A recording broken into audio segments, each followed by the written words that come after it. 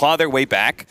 They were the worst team in that 4-way tiebreaker, but they still managed to perform, I would say, very well at Gamers Galaxy, considering my expectations. They surpassed them. Well, that's Nigma sure. on LAN. That's true. That's the LAN buff you're saying now. Power up. Now we're back to online, so now they're going to regress again. Yeah, now they take another step back, but they get the other power up, which is Miracle Invoker. Yes. Secret weapon. That maybe that's why Kuro just like snap picked it. He was like, we need this. Oh. We need this power up on our side. They'll first pick that hero pretty much any time they can get it. And it does make a pretty nice combination because the Gyrocopter, which I think was a nice pickup for them, ends up just being like, I love Invoker Gyrocopter personally. Oh yeah, that Gyrocopter feels like such a bigger late game threat when Invoker's around. I mean, any of these late game split shot heroes, you throw Alacrity on them, you don't even have to cast any other spells in Invoker. All right, you go 1v5 them. I'm gonna go farm some Ancients with my Forge Spirits. Yeah, just the damage output goes up incredibly fast. It's really hard to deal with. Gyro can just itemize to be tanky, Ags, BKB, Satanic. You're probably going to get a damage item in there, but Invoker, he makes you go the next level. Big blast to show up. Yuragi does manage to snatch up the bounty rune and get the first blood. That goes to Misha on GH. So already a good start for OG. There is no mid laner on the Dire side. Hey, there's BZM. So because of that first blood, he'll miss out on his block. Creep wave goes into the tower. I'm surprised Misha just stole that with impetus. You gotta be a little mad if you're one of those OG cores, you know, like. Yeah, BZM's like, bro, the mid laner, come on. I used Remnant for that. Yeah, I skilled Remnant. How dare you? The audacity, but I like to see this early impetus. I think there's a lot of Enchantress lanes where people forgo the spell a bit too much. Okay. They play a bit too passive on this heal, just tank damage, and this impetus spell is still really strong, especially in lanes where you can play aggressive early levels. And honestly, this lane is pretty nice for OG early on. Terrorblade is not that weak of a laner as long as he can be the one going on you, right? Yeah. If he's not in some lane where Darkseer's diving him under his tower, so to say, if he can play aggressive early with the early impetus, they might be able to pull ahead in this lane. And they buffed Reflection so many times that it is a powerful laning ability that he could just spam anytime his Enchantress starts to go on the offensive. So yeah, I mean, 2 more patches and this spell will cost like 10 minutes, so it's on its way. It's just always off cooldown no matter what. He just is able to constantly create enemy illusions. They'll call it the anime buff, you know, just do anything to make this hero front and center. It's also really good, I mean, speaking of the impetus, right? Really good against the fact you're facing up against a ranged off-lane core, right? Yes, it helps. I don't think their kill threat's that high on this lane, but he can definitely guarantee his Terrorblade farm, which is pretty much all you want with this hero. Because he's going to go jungle at some point anyway. He's not going to defend his tower versus the DP's level 6. He doesn't want to get, you know, roamed on by some Quaswex Invoker if Miracle goes that route, which he is, so your plan with Terrorblade is pretty much give him the best early game you can, so then when he hits that jungle, he accelerates as fast as possible. And Ench is going to go ideally roam on mid or play somewhere else after that happens. And then what, Taiga then takes that safe lane and tries to hold the tower? Like, if he can do that, he's going to feel really good about it. But there's always that downside of, like, you go up there, you TP up there, you get dove, your game might just spiral out really fast. Yeah. And it's interesting to see this Coddle come back in the meta. He didn't get changed significantly, but this hero is still really strong in the lane, just infinite blasts, hard to deal with. And Nigma does not have a sustain lane down here. It's Weaver. He can do okay versus Coddle if you get on top of him and start chain killing him, but he's not that great when your carry's just getting blasted. Yeah. And especially considering the early nerfs to Shikuchi, level 1 especially, with that cooldown. That hero is more exposed in laning phase than he's ever been quite some time. BZM seems to be doing a quite nice job, as that was sort of their counter pick to the first pick Invoker. They immediately grabbed BZM's hero, Void Spirit, and he seems to be doing quite well against the Miracle Invoker. It's definitely one of the best matchups versus hero. Pretty much every mid player is going to go to Void Spirit, maybe Kunkka. There's some outliers like Razor you can do okay, but Void Spirit's definitely the premier Invoker counter, but again, it's Miracle Invoker. I mean, ATF Invoker, or BZM Invoker, sorry, also no joke, so is probably going to be a first pick hero in this series. We'll just see who gets it on either side. Do you think OG have so much faith in BZM Invoker that they would be willing to first pick it in like game 2 potentially? Oh yeah. I mean, the way that No-Tail was hyping it up, it definitely seemed like it's good. It's up there. I wouldn't be surprised if we see them get a game 2. We'll see who performs better. That would be interesting. But man, look at these two, Amar and Taiga. Killed. He's just dead. Hey, both just are playing on like no HP whatsoever. Well, you know why? Yeah, why? Because Kuro killed both their couriers. Oh no! So we were talking about Weaver doesn't do well if your carry's just getting spammed, but if he kills all of their enemies' couriers, they have no regen. He took an early Geminate attack, and it paid off, which is pretty rare. Usually you go for this bug build, you try and get the kills, but like, double courier kill is going to do it. Nicely played by Miracle with that cold snap just in time to stop the dissimulate and allow the EMP to get that little bit of extra burn there. But yeah, I can imagine Amar's telling Taiga, it's either you or me, bro. Like one of us has to die in this lane to go get some items. I mean, it's definitely sad. He was stuck on these double ROPs. Also an interesting item choice because Gyro's, he can be pretty magic damage heavy, right? And ILTW, he tends to be a skirmisher.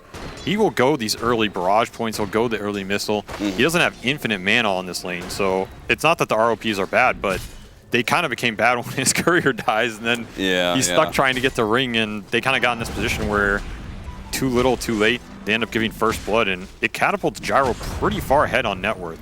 I know we're looking at the CS here early, but Gyro's already like, I mean, Terrorblade's not doing bad in his own right. Nice stomp, but Mars still takes a pretty healthy amount of damage and is going to have to take a healing salve there from Taiga. And it didn't they, correct me if I'm not wrong, but isn't like Centaur supposed to be pretty good against Gyrocopter in lane? Like CS-wise, you're supposed to have like really good animation and base damage to beat out a Gyrocopter?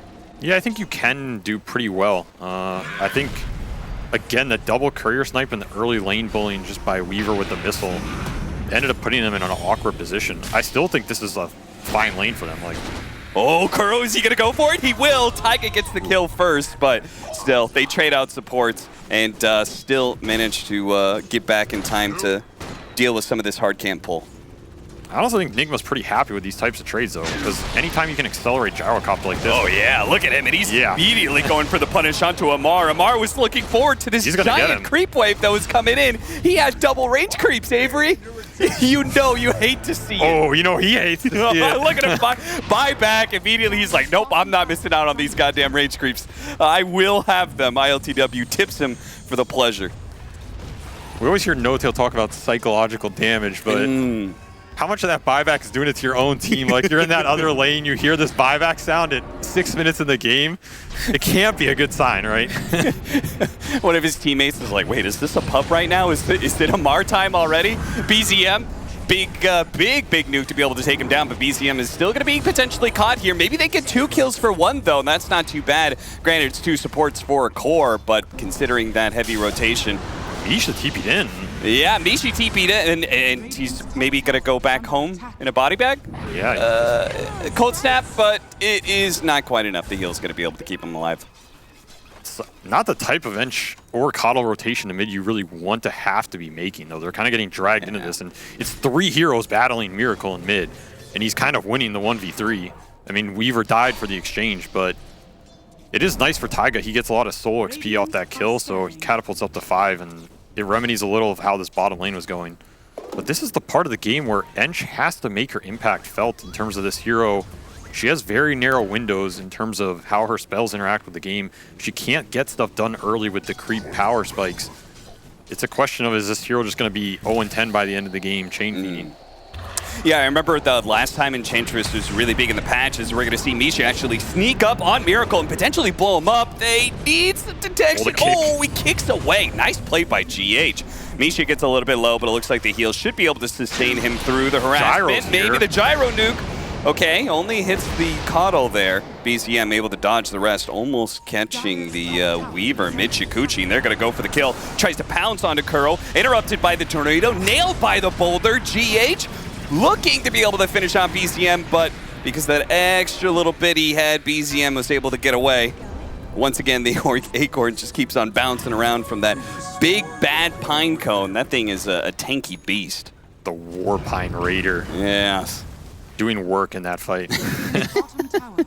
Honestly, what a weird engagement. Just it's like 8 heroes mid and nobody dies. Yeah. Very strange to see. I thought Nigma was going to be able to capitalize on it with the early gyro rotation just because this gyro is so high level, but kind of looked like it did more than it actually did.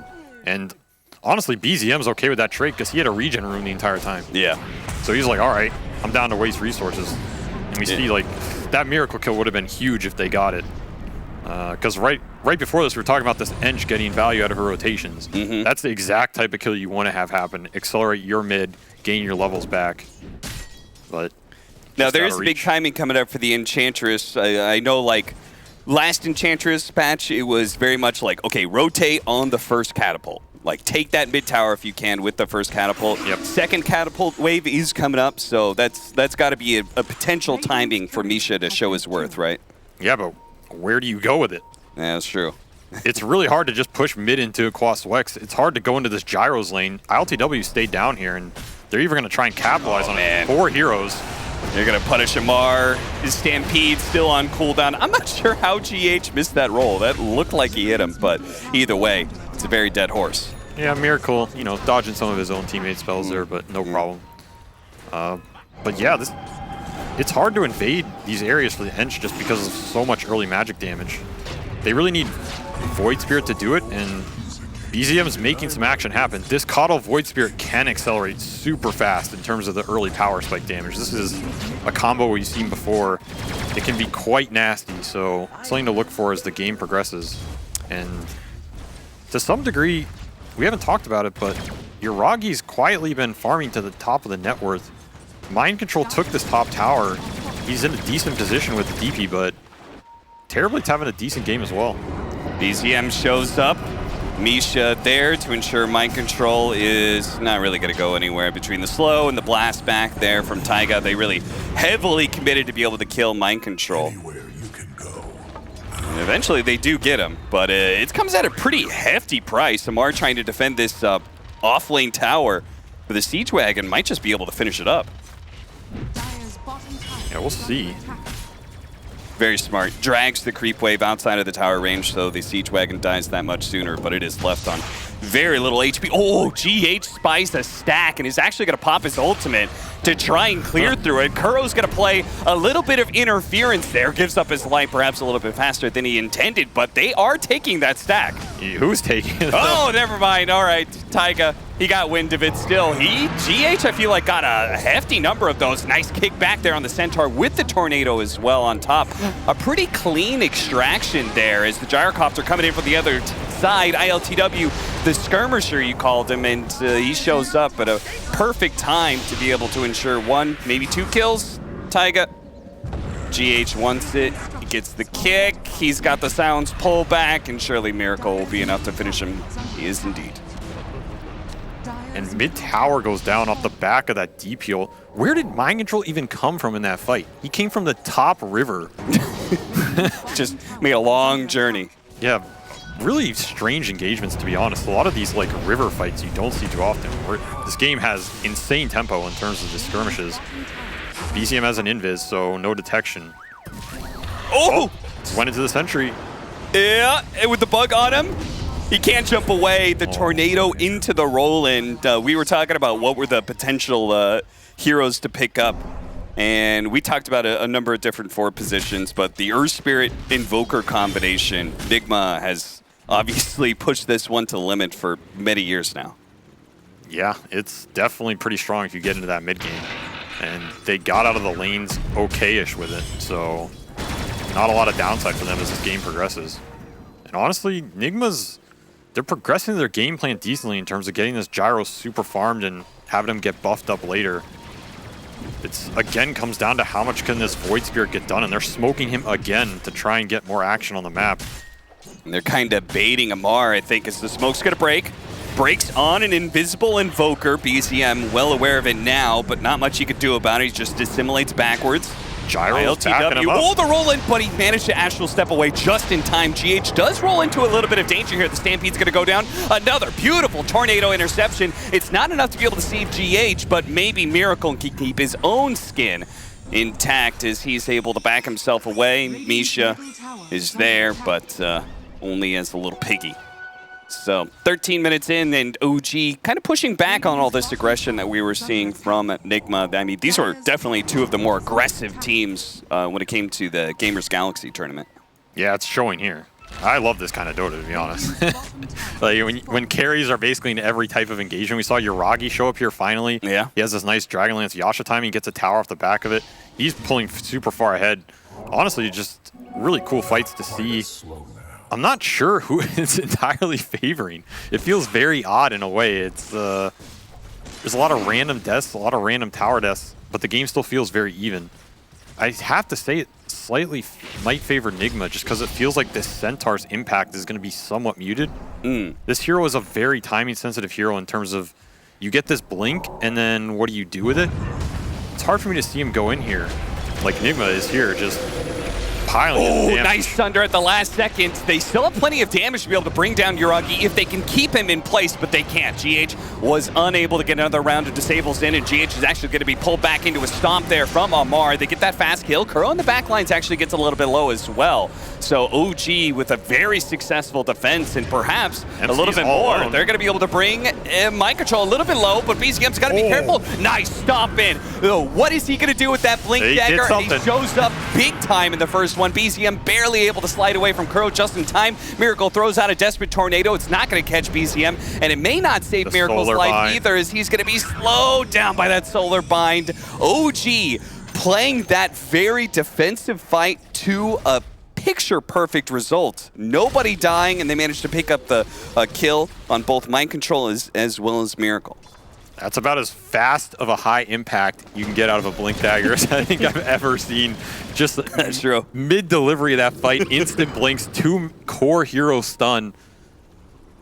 Very weird engagement, though, by Nigma in terms of the Gyro and Invoker showed up with MC. MC goes in with that DP ult, and then Gyro goes back to farm his own jungle. Yeah. He was like, I did my part. I'm not going to... I have creeps to hit. I'm not taking this fight. Yeah, I've got to keep up with that Terrorblade, who's currently over 2,000 net worth ahead. Now, you said you were kind of leaning towards Nigma, despite the TB farming so much. Are you not... Like, do you feel like Gyrocopter Invoker is enough to offset the Terrorblade threat?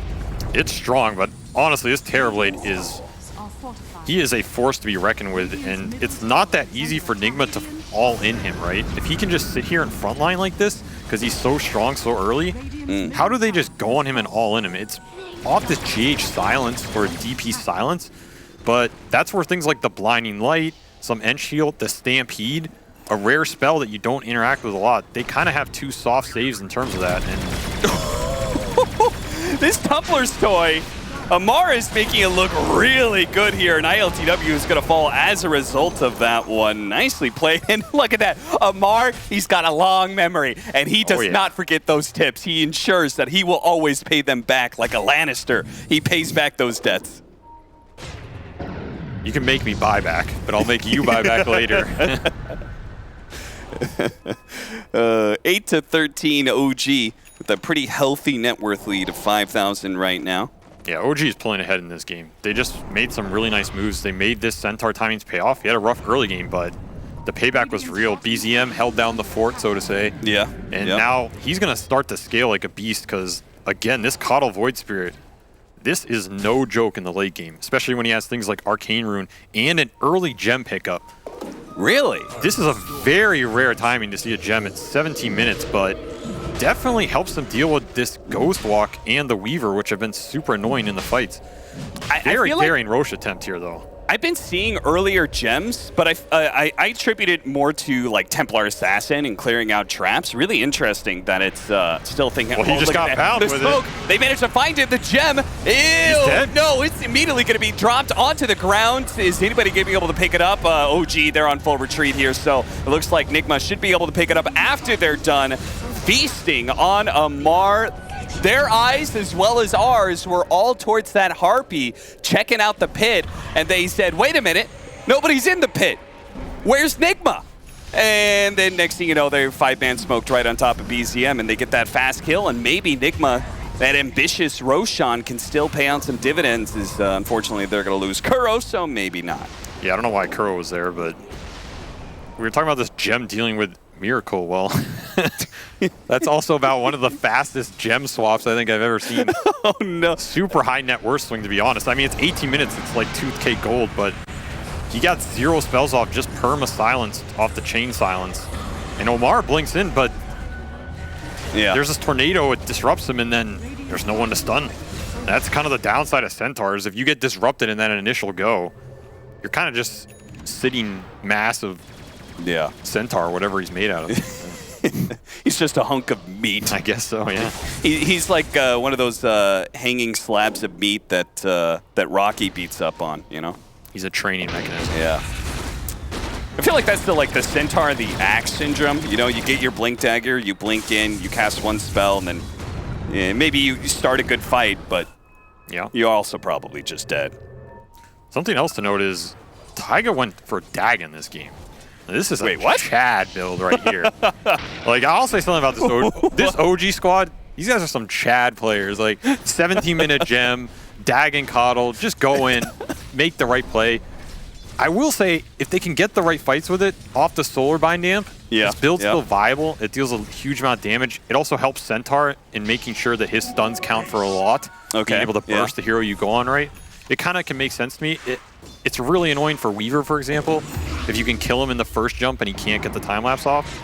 The downside is Nigma cores get BKBs. Yeah, wouldn't...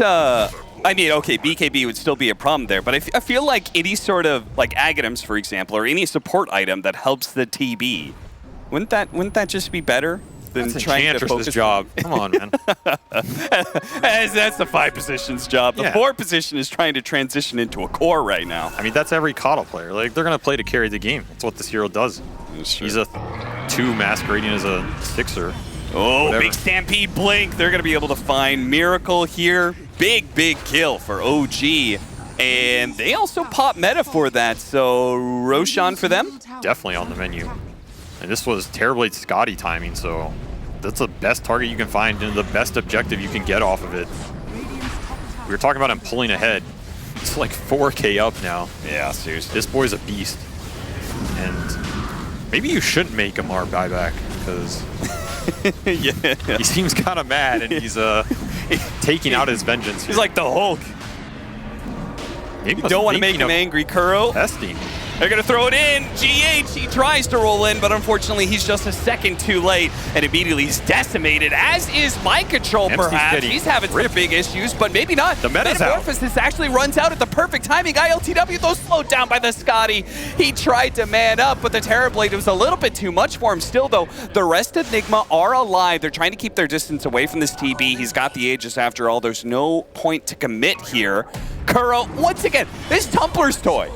Goddamn. Don't get another item, Amar. This is working out beautifully for you. They left the gem.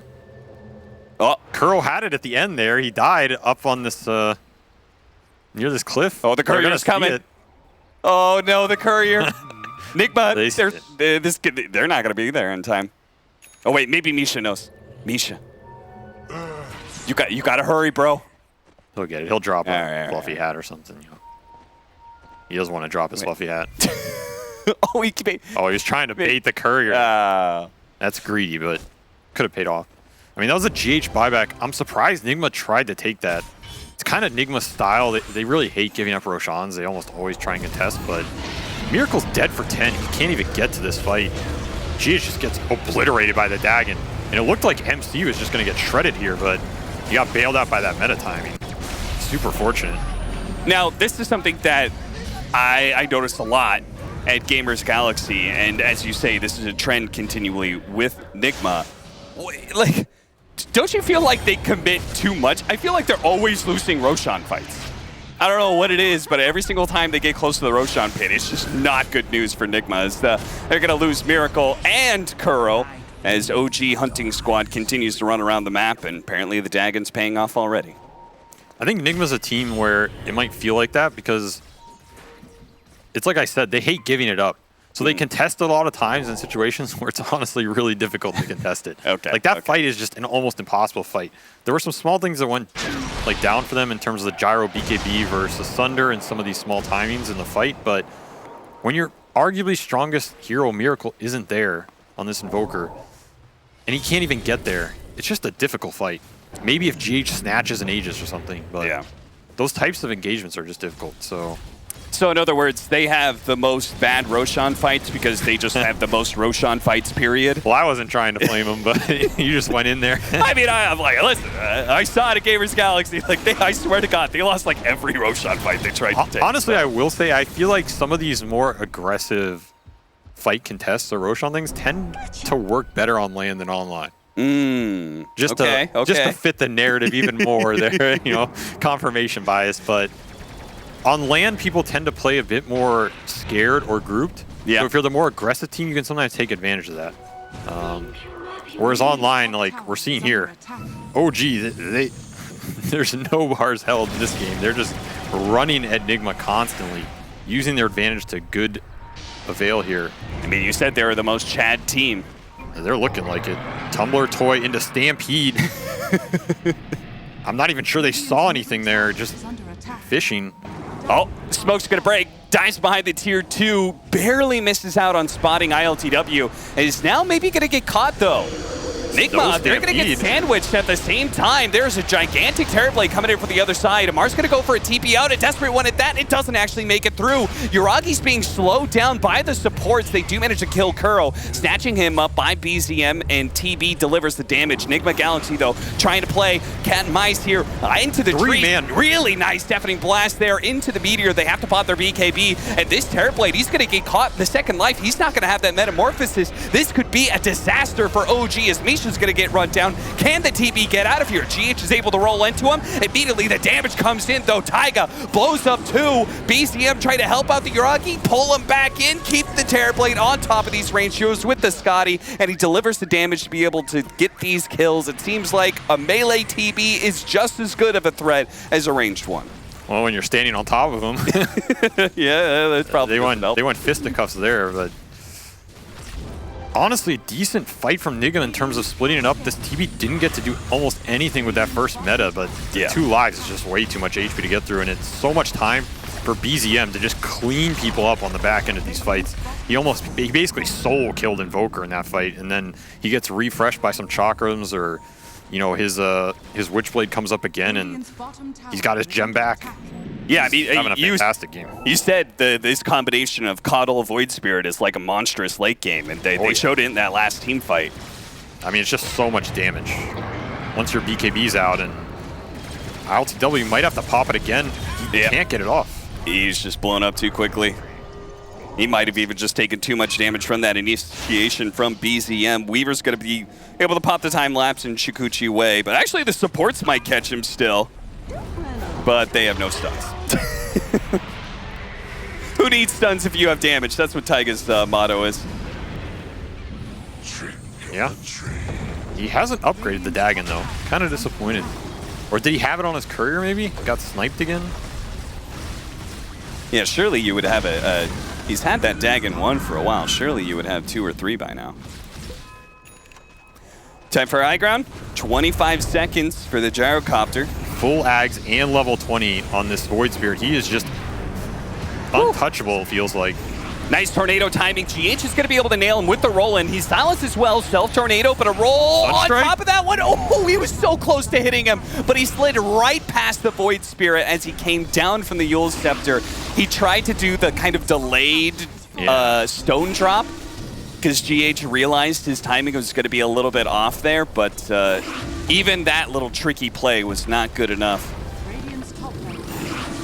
Terribly just taking your base here, guys. Yeah. This guy's way too far ahead. It's impossible to engage on him here.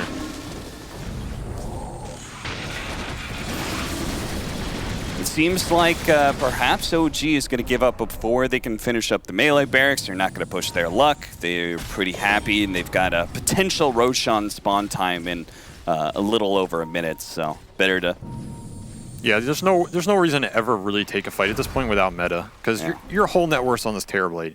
And the only situation in which you lose something is this guy somehow gets bursted or he can't hit people. So if you have meta, you eliminate one of those. And yeah, GH, they almost got this hit, but he's just a little too fast, you know. Yeah. Sometimes you gotta slow it down, be a little patient. Got a little anxious there. Back into the game we go, as OG have defaulted to their side of the map. Terrablade's just clearing out 70% of the map with all of his illusions all over the place, and Nigma pretty much just scrounging for whatever scraps they can find in the jungle. LTW, he joined a lot of these early fights. He went this Maelstrom BKB build, which is a build you really want to win the fights off of, because now he has to go Ags third in order to try and scale into this late game. And Ags is majority a farming item until you get 1 or 2 damage items later, so his build's kind of not backwards, but it's unfortunate in terms of the efficiency. He really needs 1 or 2 more items to compete with this Terrorblade, which means Nigma's really looking to stall this game out. They cannot take a head-on 5-on-5 right now.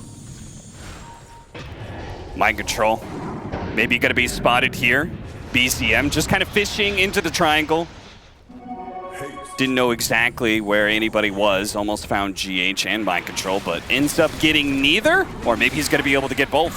He pulls back mind control. Dissimulate's gonna do a decent amount of damage. Misha is here maybe to help deliver the finishing blow. They actually managed to get a nice two-man stomp. A push back in. Miracle's certainly dead, and ILTW, he will fall right after him. Oh, what a jump from Amar, and he double tips him this game. He says, the laning phase, it's whatever, man. It's about winning the game. That's the important part. Amar's gonna go ahead, can complete the trifecta perhaps. A third stomp onto a third crit him core. into the next game right there. And OG, that may just be it. They're gonna force out some buybacks. I don't think Nigma can possibly fight without their gyrocopter, so it's gonna be 2 lanes of barracks at least. Yeah, it's outspam and hope it takes him longer than 30. Look at Amar, he's already got the mantles queued up. You already know. You already know this man's thinking about the fountain camp. Oh no, Amar, don't do it to him. This is a proud team, a proud organization. They're TI winners, for God's sakes, Amar. You can't be dropping mantles on them. He hasn't dropped them yet, you know. He's just thinking about it. He's just warming up the idea. Look at him, he's re-queuing them up. He's even bought one on accident.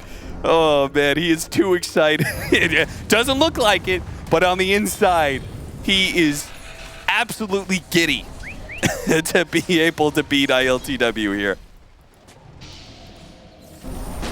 It does honestly feel pretty good when you have like one of the worst early games. I mean, his wasn't the worst, man. Like honestly, his early game wasn't that bad. Sure. For what happened, it should have gone better, but it wasn't like he had no game. But he probably feels pretty good in terms of how he played coming back from that. Yeah, being able to bounce back from that. That's a good trait to have as a player. Yeah. When people dunk on you, and then you get mad, and then you just dunk on them back. And that's an off-laner trait for sure, right? You gotta get mad. Dying in lane. Oh, Hiragi! He almost made it up to the high ground, and ILTW would have been in big trouble. In fact, you could see he immediately just BKB TP just out of fear of what that Scotty would do to him. But if he doesn't fight, who will? They're going to be giving up megas if they don't try and put a stop to them here. OG